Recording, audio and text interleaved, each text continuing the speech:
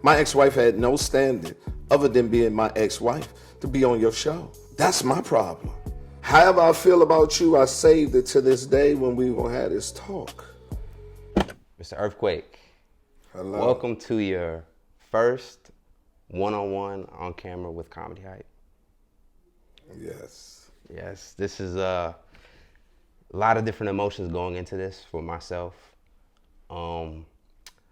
based off of previous interviews that we've done, based off of what I think of you as a comedian.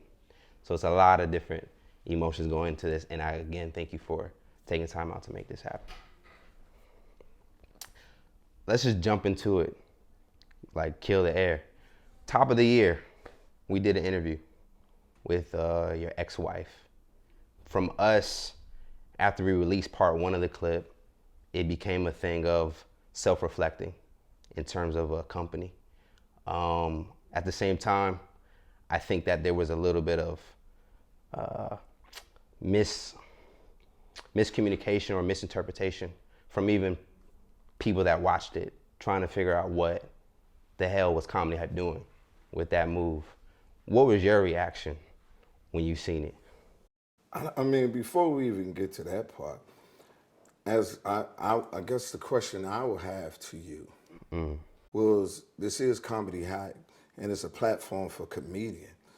What significance did my ex-wife have with that description? So that was stunning more than anything. And I guess the first thing, since we're clearing the air, what was your motivation to put my ex-wife on a comedy platform? She's not a comic. She's never told a joke. She has nothing to do with our genre. So that's my first reaction, and most people is, because you put this and you says this a platform for people such as me, and you even, from what I heard, I was a motivating reason for you to have this type. Great comic who doesn't get the commercial recognition with the different shows, but into it. That's what I was told about it when I did my research. So that stunned me again, that I'm still not adding up how my ex-wife gets on your platform before I even get on it. And I'm supposed to be the motivating force. So that's, I guess that would be my question, since we're airing this. How did she qualify? And who made that decision? So backstory is that, you know, she reached out to our platform. So I do want to make sure that's clear. Okay. It was a little bit of a thing of, we did go through a process of really trying to figure out what her motive was. At the same time, I was the one that cleared it, that felt that, okay, let's do the interview. But I was also stepping into a notion of, it is kind of, in a weird way, in a weird perspective, it is trying to give comedians respect, which was, hey, these people are making you laugh, you drinking your drinks, you don't give a damn, for real, sometimes people don't care, or how hard you worked on your jokes, but he's dealing with something at home. So it was a little bit of a idea of, we can give people the drama that they tend to want, just to be very blunt.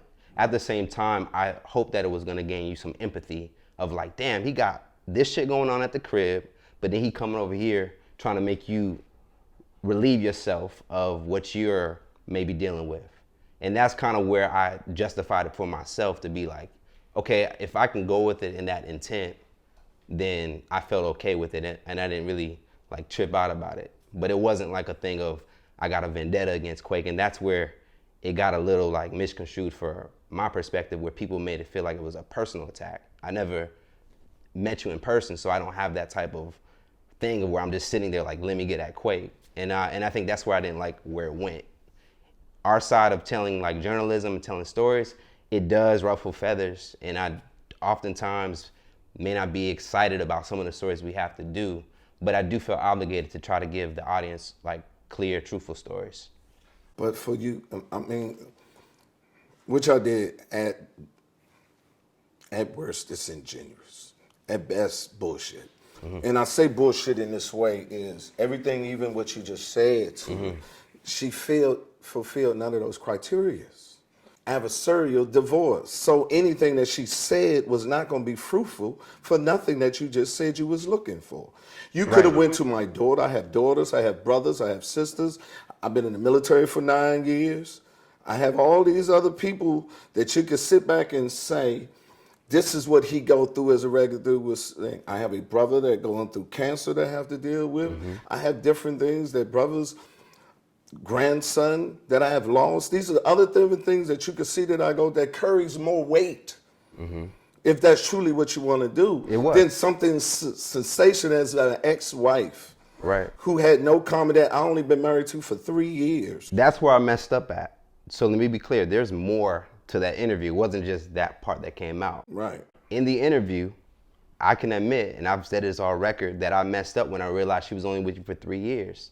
So my perspective of thinking, okay, I can get backstory on this dude, because as I started asking her questions, she couldn't give me like detailed things that I felt that an ex of a Bernie Mac would give me, a Richard Pryor would give me. So I think it would have blown over better if she had more history there. That's where I feel that I can interview an ex-wife without like, if she has backstory. Like Chris Rock's ex-wife been with him like 20 plus years. She's an ex, but I think she can give me some backstories. How did Chris feel when he got that first? But you don't think by doing that, you're giving someone a platform that they haven't earned?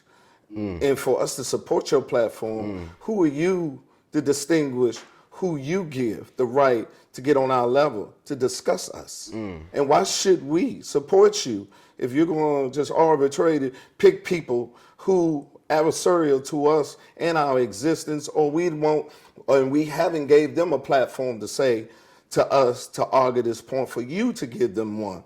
Because for your creative, who you have to make a decision. If that's what you want to do, then you need to tell people that. And then we will make a decision if we want to make your comedy hype. But you have no right, bro, to give these people who have adversarial, detrimental destruction towards us a platform. Because I have no problem with you interviewing her. Do it all the time. Leave me out of it. But see, you wouldn't interview her unless you had to bring me in. And you're coming to you asked me to interview me, and I never said it was a qualification or requirement that I had to talk about her. That's what all we saying, bro. We earned this. You're a comedian. How would you feel if a club owner, for whatever reason, you ain't get along with, and they just brought him on here to tell you as a star, how club owners, I wanted to see the backstory, how club owners that deal with comedians. And this motherfucker's here to trash you. You're like, God damn, bro, I supported your platform. Yeah. And that's where. That's all we saying. Right, no, and that's why I came here to talk, because you're a black man. I'm going to support you. I'm going to take it. Right. And the thing is, we're trying to, like, I look at like CNN or like other news platforms. I think people directly connected to me as a person. And oftentimes I'm really more so looking at this as an entity as far as the business. But you got to take on the responsibility as the editor. You making the decision. So who else we supposed to look at? We said, we say we want to talk to the boss. They sent you. That's who we want to talk to, the decision maker. So you can't be the decision maker and say they looking at me. That will let you know too, every decision you make gonna come back to you. Put that responsibility on you. That's all we saying. And deal with the consequence that comes along with it, because you're a comic too. I did my homework. You a comedian. Oh, I'm not a comedian. Okay. No, sir. I think that's another comedian. Okay, all right. I hope you did the right resources. No, because I didn't know who y'all was. Right. First, I see y'all on your Instagrams. I support it. I hit it, but I never knew who it was. I didn't know it was y'all this or that. But once you put my ex-wife on, I did my homework. Copy. And say, who is these dudes? Talking to the people. He's a comedian. They in Atlanta. All right, cool. I don't tell jokes. Oh, okay, that's what I was told. So I'm gonna have to slap him around what I said, but we're good. Yeah. We're good. Yeah, and I and again, it's that thing of when I mentioned earlier, like self-reflection, where I want to give at least our people honest journalism, stuff that doesn't necessarily always be pushed in our favor. Because I think sometimes like content like that can be disingenuous when it's just like always from one perspective. And so when I do sit down with people that may not have favorable things to say about people, it's a thing of I just want to give the. There's nothing wrong with that. I know I can't speak for everybody. I wouldn't care who you put on, but let them have a standard for them to be put on. Copy. That's all I'm saying. Yeah. My ex-wife had no standard other than being my ex-wife to be on your show. Right. That's my problem. I earned this. Yeah. You allow her to exploit who I am on your platform in hands of a story, whatever the story is. Right. And people gonna always, especially at my level, gonna say, how did they earn that right to be on your platform? Right. And if that's the criteria, then I'm not f***ing with you. I'm f***ing with you because I heard you was doing this. Right. And you being a man have to deal with the consequence of the decision on what you is. And there's no wrong there's nothing, don't get me wrong, putting difference on. Allow the other person to tell their side, they tell their side. But if it's comedy hype, it should have something to do with a joke. Some type of criteria. Some type of criteria. Because, you know, I think what kind of made us like feel comfortable to get non-comedians is when we interviewed Rashawn Khan, Richard Pryor's old bodyguard. And we got away with it, and people appreciated his insights, perspective. And again, that's where I messed up, where Rashawn's been in the game for a long time. Right. And then I think if your ex was like known with you for a long time, I think it could have been more respected. Or substance to the point of witnessing something that had something to do with the profession. A bodyguard would, a manager would, a security, a personal assistant. You know, people gonna look at it as assistant. Did he fire him? They'll come there. But an ex, man, Because the thing is, you don't get a mic to your ex, man. That's no one. Yeah. Stevie wouldn't see that shit. No, it ain't a motherfucker around here would sit here and say, yeah, I need y'all, come on over here. I know who'll tell my story. Go get that motherfucker I was in court with that was trying to sue me and shit. Bring that motherfucker over here. Yeah. You're gonna get an honest articulation of anything, nothing, and that's all I was saying. And I wasn't mad at you. No, I wasn't. I was disappointed to the point that eventually this will happen. Me and you had this conversation. And no, I didn't never take it that you did it maliciously. Okay. I'm just too blessed for it more. Plus, man, to be honest with you, that shit right there, you couldn't pay me enough to pay that no attention. I'm so far. When I start with non-productive motherfuckers, I stop. I don't give them nothing else after that. I've learned. So all that other shit, y'all, you, I've learned. I gave you too much of my good, blessed life, f***ing with you, to worry about a story where he say, you say, or any of you motherfuckers say. I don't need to hear about it because I was there. I was a witness to it. Can't tell me what the happened. She can't tell you. Nobody else can ever tell you interaction with me that I give a fuck about because I was there. If you feel it was wrong, we have a discussion, we would squash it and move on with it, like me and you doing here, and continue on, or we say f it and move on with life. Those are the fucking options when you fucking with me. So I wasn't mad at you. I knew eventually we were going to talk and we had this conversation. All I'm saying to you, you have a great platform that comedians support and respect because you put historic comedian, you're doing your shit. As you as the editor and running of the shit, there's no place for a nigga ex if she ain't telling no jokes. I definitely think, what you said is very valid. And that is something that I've noticed in terms of with our bigger comedians. I do question sometimes why they don't run up here and sit down. So I can imagine that kind of they don't know where to put us right now. Well, no, I mean, we root for you, man. We do. We sell more tickets than any comedians in the motherfucking country. If it wasn't for black comedians, these comedy clubs were closed. I'm telling you not from speculative. I own comedy clubs. I know what we're doing.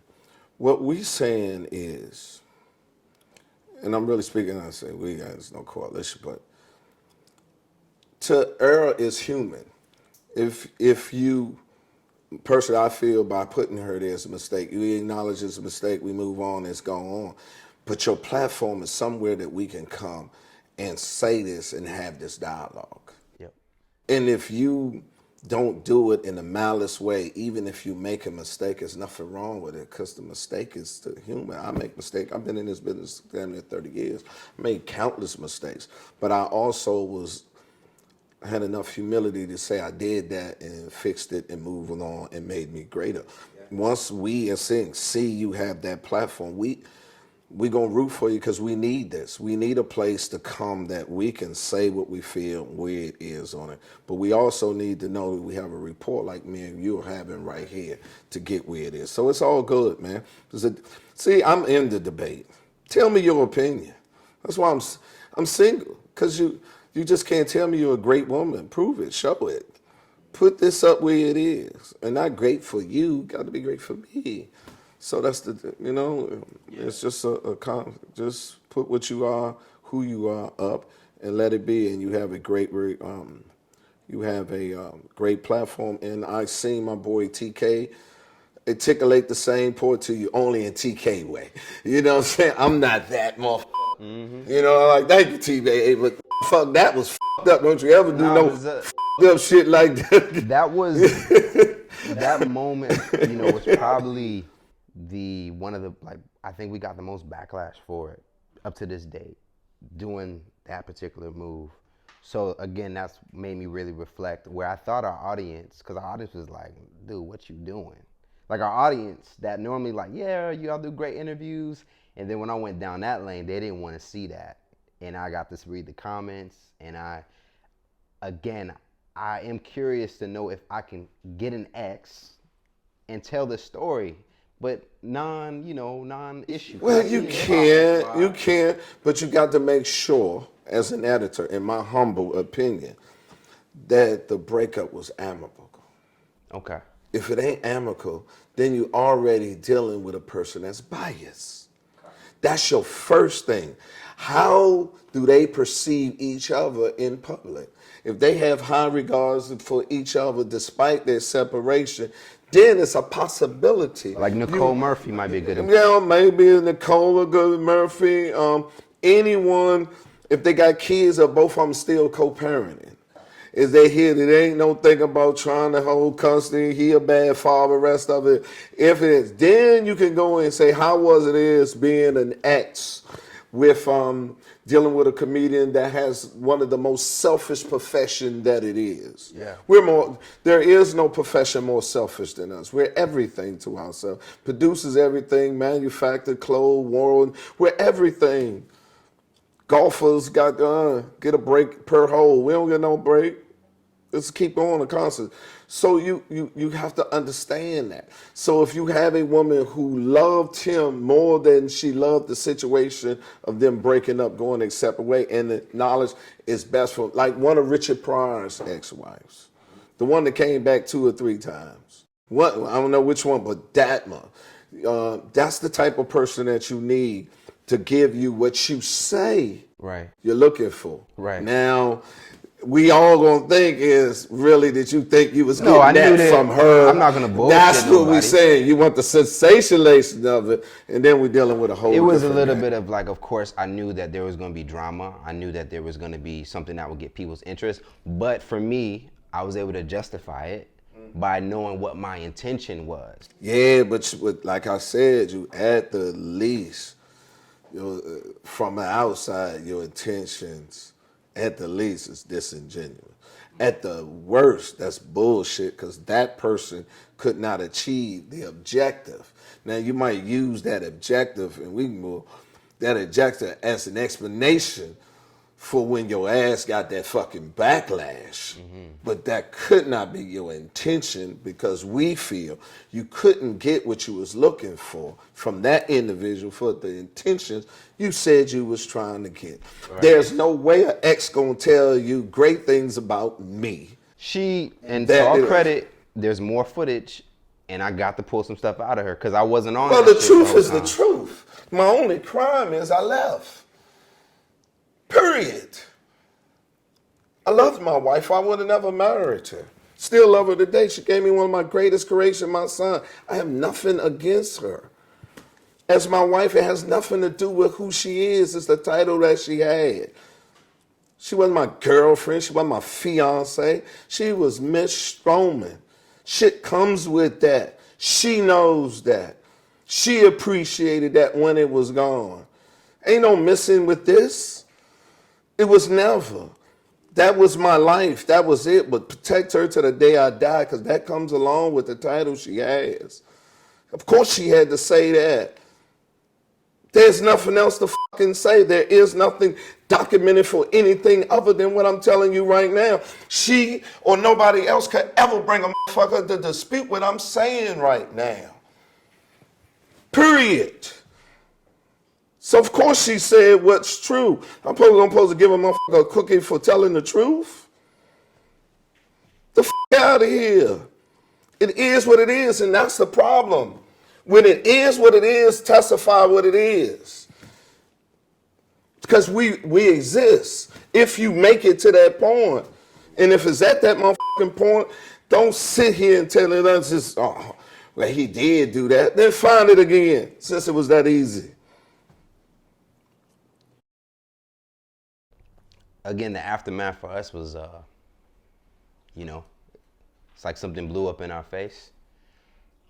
We owned it, and this is us trying to do what's the necessary things to We're good, brother. Forward. Yeah. We're good. If I thought it was something bad about it, I wouldn't. You see, I never ever said reply to you. You never had me say, don't fuck with y'all. You ain't got nothing on me saying, how could y'all do that? That's some bullshit or nothing. Because I knew eventually we're going to talk. I owe you that. It's a business. You get what I'm saying? I owe you. That's the kind of motherfucker. However I feel about you, I saved it to this day when we going to have this talk. And tell you my point about it, and then you tell me yours, and we'll just have this conversation. We'll move on to be better men. More black men should be that. I did not allow my emotion to take over, and I damn sure didn't take it personal. I'm like, man, that's a bad story. That's going to hurt them.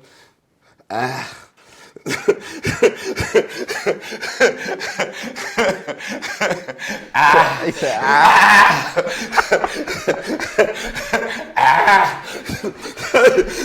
I'm in this business. I got a radio show. I'm in this. I mean, yeah. That's right. You know what I mean? I'm in there. That ain't the pony. That ain't the pony to ride. Yeah. That's all. That is, and definitely, people were advising around me. Kind of the things are like, yo, you sure you want to do that? People on my team was like, but for me, there's a fearlessness behind the platform too. Yes. And so we went there, but this definitely made me think a lot. And this is, something I always think about in reference to, and hopefully that people can know that we've moved on and we're gonna jump into your career. Yeah, we're good, man. 100. Thank you, sir. We're good, man. Ain't no love, but we're good. All right. That ain't shit. We're good. Let's move.